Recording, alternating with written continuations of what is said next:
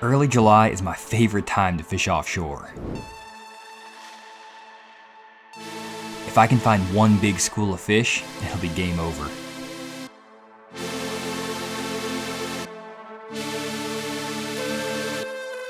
You know, today we got the perfect flipping situation. We got 4 or 5 feet of water in the bushes. If I can land everything that bites me, Johnny's gonna have a hard time beating me out offshore today.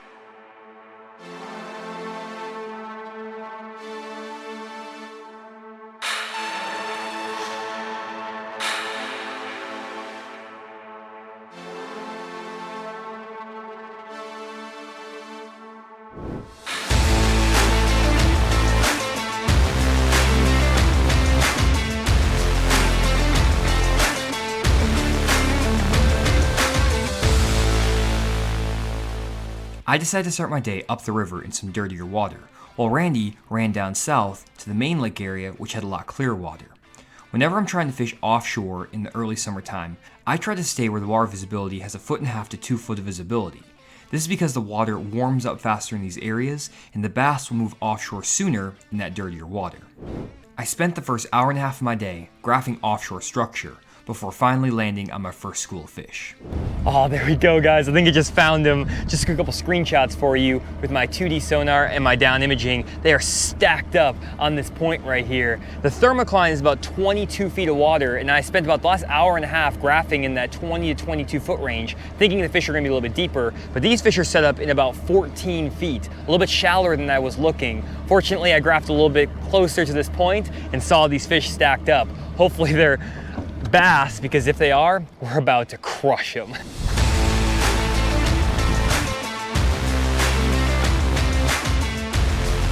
Got him. There we go. Number 1 of the day. That's what I'm talking about. Stay on their fish. Oh, barely hooked. There's a bunch of them down there too. Oh, there we go, number 1. I think that's a 15-incher at least. Start out the day, Strike King 6XD. They're loaded down there. If there are many fish down there as I saw on the graph, we're gonna have a limit quick right off this spot. Awesome deal, that's what I'm talking about. Let's get on the board and see what he weighs. Here we go, 15.5-incher right there. Solid first keeper, not a big one, but it gets us started here. Let me zero the scale. We are zeroed out. Get a weight on this guy, and then get back down there because they are loaded up on that spot. Here we go, 2 pounds, 2 ounces. Nice little 2-pounder, nothing crazy, but solid little fish. Let's get him back down there, get another one really quick. Randy started his day on the main lake in the clear water. The water visibility in his area was 3 to 5 feet of visibility, and the lake was 3 to 4 feet high. This put a lot of flooded cover, like bushes, in the water, and Randy was targeting some of the late post-spawn bass that were still using these bushes and that hadn't moved out offshore to their summer patterns. Randy quickly got a few bites in some shallow bushes, but lost 4 fish before finally connecting with his first keeper.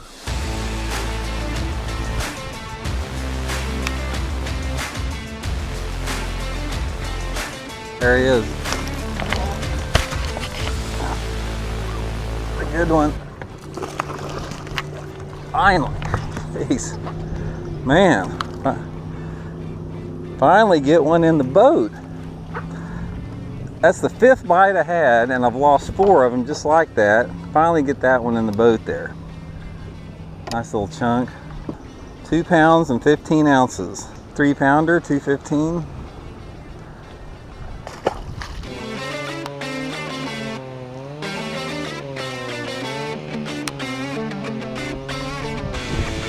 There it is. Oh man, it's a good one. Oh man, he's got me hung up again.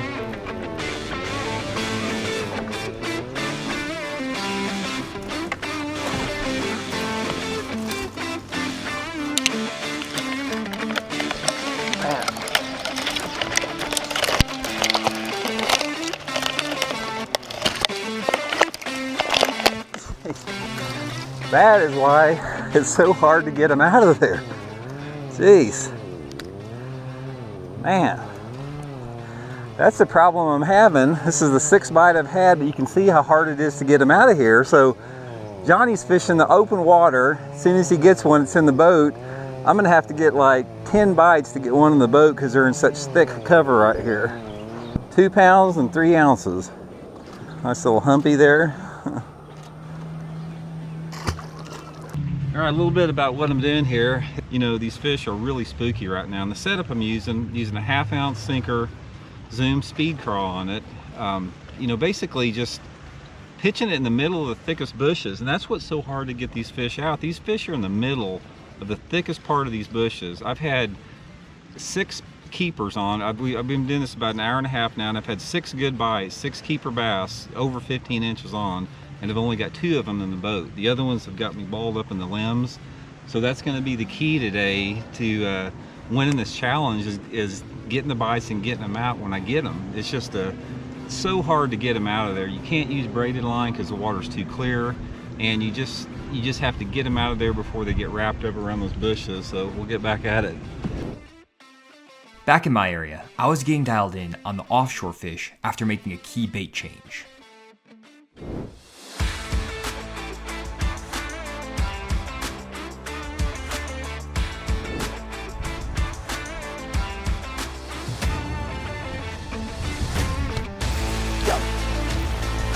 There we go.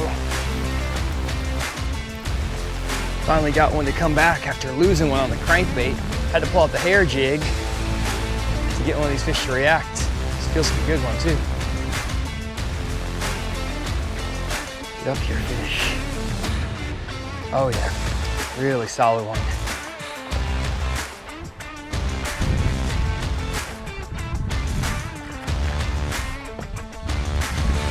Oh, there we go, nice fish on the hair jig right in his face. Couldn't get him to go on that crankbait. I lost one that's probably this size as well.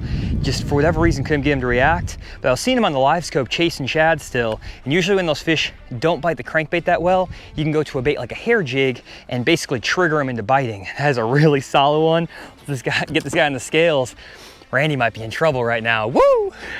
3 pounds, 1 ounce. That's what I'm talking about. Solid 3-pounder. Beautiful fish. Let's get him back down there. Let's try to get another one. There are a bunch of them down there. If I can trigger enough of these fish to bite, I should be able to get a limit here and then maybe go for some upgrades. Let's get after it. Got him. Good one.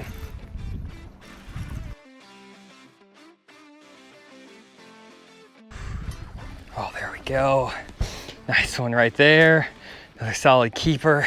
Lost 2 keepers on the spot. This should be number 3, but we're working our way towards a limit at least. So let's get this guy on the scales. We got to get back down there. They're biting like crazy on that hair jig. Ever since I made that change, the fish are getting after it. So that's a good sign that I'm at least using the right bait. There we go, 2 pounds, 10 ounces. Almost a 2 3/4 pounder, solid fish. Lock that in real quick. We currently have 3 fish for 7 pounds, 13 ounces. Not too bad. We've got a long ways to go if we're gonna keep up with Randy, I feel like though. So let's get this guy back down there, get another fish. That hair jig though, coming in clutch right there. That's what I'm talking about.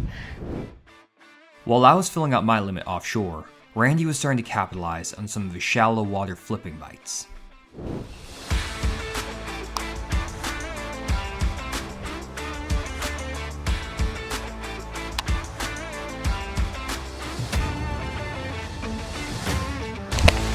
There it is.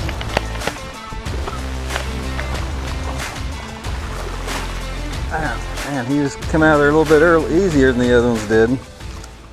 Right in the back of that cove there. Right in the middle of the bush, just like every one of them. Super hard to get out of. When you're flipping like this, sometimes you get their head over those bushes. Other times they come down at an angle. So it's just really out of the haphazard if you get them in or not. There's not really anything that you can do mechanically to increase your odds to get them out. It's just basically how they bite the bait down there when you set the hook. One's 2 pounds, 9 ounces. Solid 2 1/2 pounder there. Little afternoon update here. It's we've got about 2 hours left to fish. I've got 4 in the boat that weigh a little over 10 pounds. Lost 4, probably should have had 13, 14 pounds or so if I'd have got them all in. But getting dialed in a little bit, it's like, it's typical flipping deals. Like you'll get one off the point, you'll get one on the back end. A lot of it is just reading the individual bush, because each individual bush sort of has a sweet spot in it. And those sweet spots are in the hardest place to get to on there. That's why these fish are so hard to get out. But I've been hesitating a little bit ever since I started waiting on them and setting the hook a little bit later. I've landed the last 3 that I had, so I'm gonna have to get a couple good bites here in the last 2 hours to beat Johnny, I bet. At the same time, I was filling out my limit on the same offshore point I started the day on.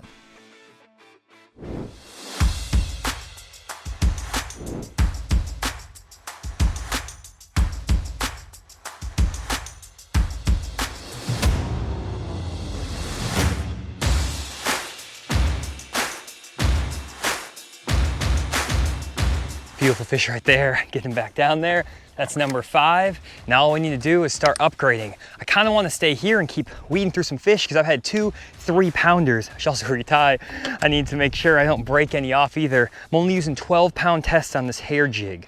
My setup right now is a 7'2" medium heavy action Quantum Smoke S3 rod, 7-to-1 gear ratio, Abu Garcia Max Z reel, $50, and then some 12-pound Seagar in Invisex fluorocarbon line. And that's my setup for my hair jig all the time. Because I'm throwing such light line, you want to make sure you retie after a few fish catches, even if you're not fishing around any cover or anything like I am right now. Just those fish catches and bringing them over the boat can fray up your line. After filling out my limit, I caught a few more fish, including a surprise smallmouth that allowed me to cull out some of my smaller fish and push my total weight to 14 pounds, 1 ounce. With 2 hours left to fish, Randy was still looking for his 5th keeper. He also wanted to find some better quality fish, so he made a move back up the river to some dirtier water.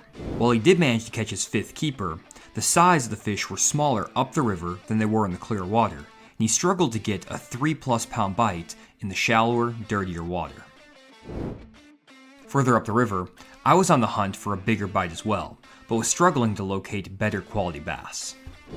Okay guys, so I found another school of fish here. They are set up on a very similar looking point to the one I was fishing earlier, and there's just fish all around me. I'm getting bit on a big swim bait as well as a hair jig here, but the fish just aren't the size I need. I've caught 2 fish so far, both of them are pretty small. Got another one right here.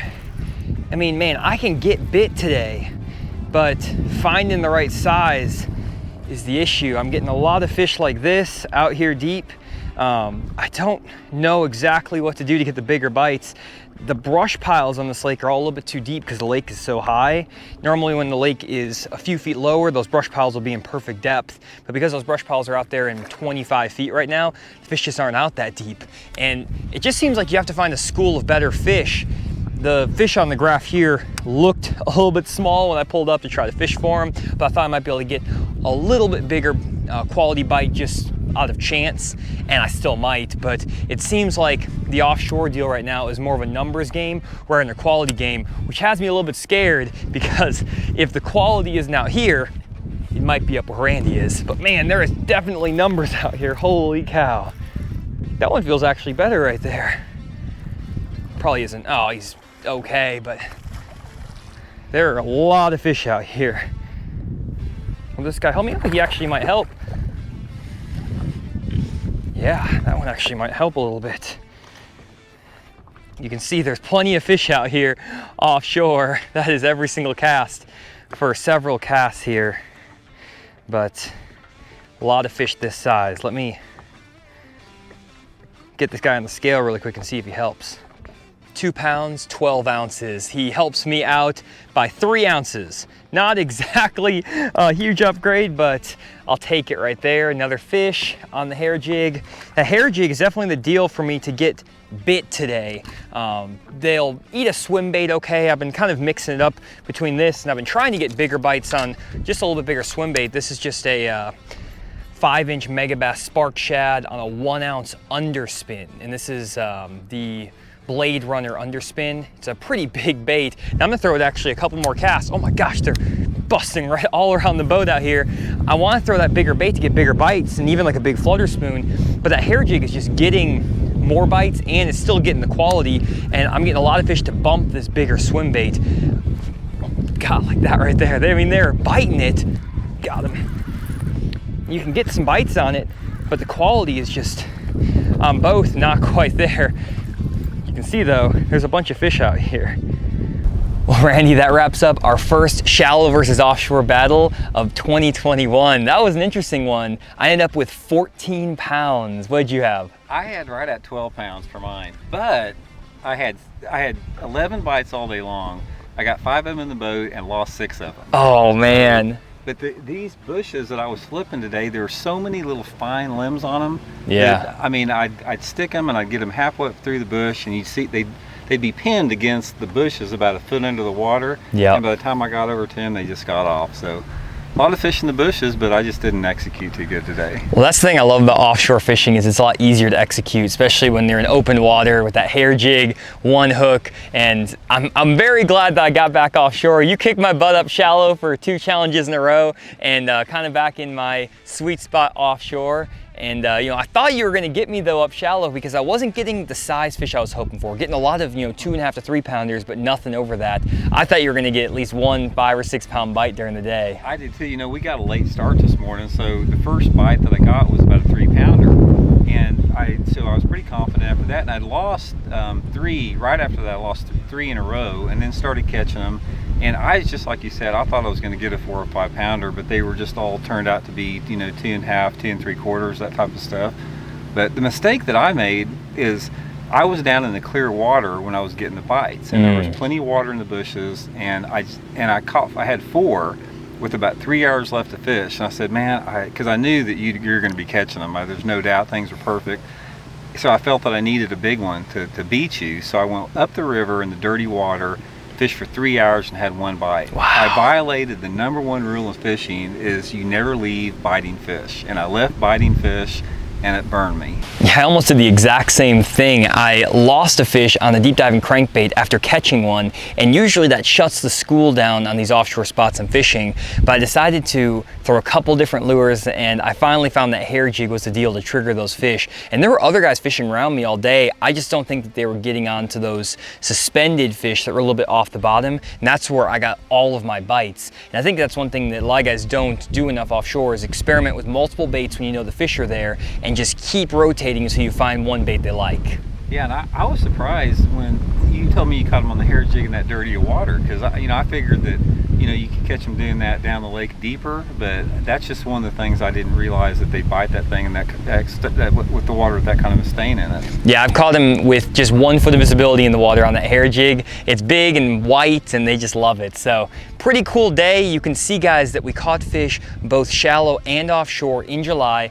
Having some water in the bushes definitely helped Randy, and then having the water falling out of the bushes definitely helped me get some fish to group up offshore. But this time of year, especially when you have high water, there's going to be both playing, and honestly, there's going to be both playing throughout the rest of the year. And we hope to show you guys that in future shallow versus offshore challenges. Yeah, definitely so. And if I had to do it over again, I've sort of been analyzing it the last hour, I definitely would have fished a jig more, because I caught today I was fishing soft plastics, you know, getting bit on it. But I think that if I'd have put a big jig in my hand, something that fell fast and covered a tremendous amount of water, because there's bushes everywhere on the lake, I think I'd probably upgraded the weight quite a bit. But that's easy said now that we're out the water, though. For sure. Well, that's the thing too, is we're only fishing for 5.5 hours today, guys. So we didn't have a ton of time to make adjustments. We basically just had to go with our first instinct and get after it. And that's what we like to do on this channel, show you guys how we fish the moment. We didn't practice. We haven't been to this part of the lake since last year, I think, together. So no real preconceived notions of where the fish were going to be,